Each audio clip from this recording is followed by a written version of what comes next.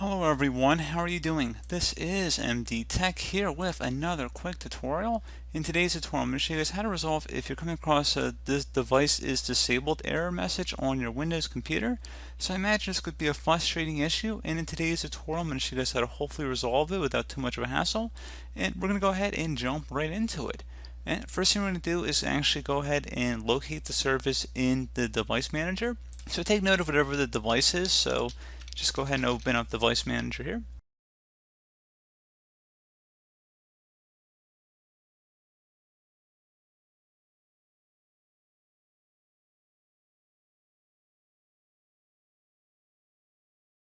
Now you just want to locate whatever your device is in this list and just double click on the item category.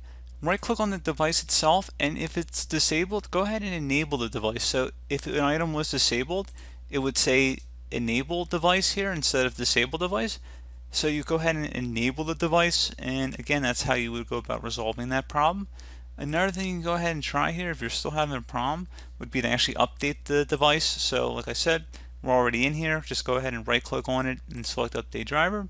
Browse my computer for drivers, and then select let me pick from a list of available drivers on my computer. Select this manufacturer specific one, otherwise you can select the generic one if that's the only one that's available. Then proceed to select next again. And then once that is done, you want to go close out of here with just restarting your computer, and that should hopefully be about it, guys. So as always, thank you for watching this brief tutorial. I do hope I was able to help you out, and I do look forward to catching you all in the next tutorial. Goodbye.